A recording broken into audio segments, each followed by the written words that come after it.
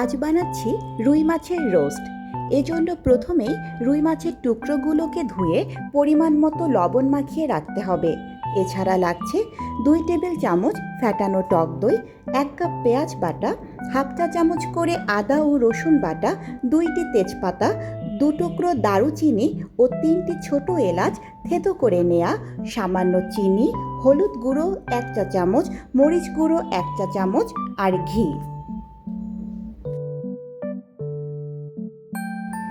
প্রথমে মাছ ভাজার জন্য তেল নিয়ে তাতে 2 চা চামচ ঘি দিয়ে দিতে হবে। তেল ঘি গরম হলে মাছগুলো লালচে করে ভেজে নিতে হবে। এরপর মাছগুলো তুলে রেখে ওই তেলটি ছেঁকে নিয়ে আরেকটি পাত্রে ঢেলে দেব। তেল গরম হলে তেজপাতা ও থেতো করে রাখা দারুচিনি এলাচ ফোড়ন দিয়ে ঢেলে দেব 1 কাপ পেঁয়াজ বাটা।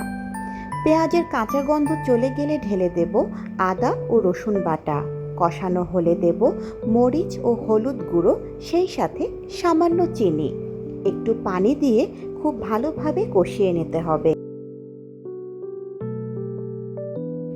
মশলা খুব ভালো মতো কষিয়ে নিয়ে এবার ঢেলে দেব 2 টেবিল চামচ ফ্যাটানো টক দই এবং অনবরত নেড়ে যেতে হবে।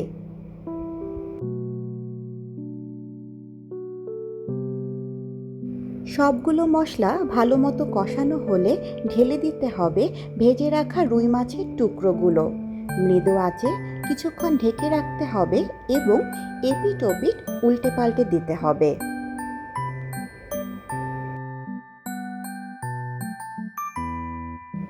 মৃদু আঁচে কিছুক্ষণ ঢেকে রাখতে হবে এবং এপিট ওপিট কয়েকবার ওলট পালট করে দিতে হবে। এরপরে ঢেলে দিতে হবে 1 কাপ গরম পানি, স্বাদ মতো লবণ। একটু পরপরই আলতো করে নেড়ে দিয়ে দিতে হবে কয়েকটি চেরা কাঁচামরিচ আর খানিকটা ঘি ছড়িয়ে আরও কিছুক্ষণ অপেক্ষা করতে হবে ঝোল কমে ঘন হয়ে আসা পর্যন্ত। এই রুই মাছের রোস্ট কিন্তু ঘন ঝোল বেশি ভালো লাগে খেতে। সবশেষে যোগ করতে পারেন খুবই সামান্য পরিমাণ চিনি। আর ঝোল ঘন হয়ে এলে তৈরি হয়ে গেল সুস্বাদু রুই মাছের রোস্ট।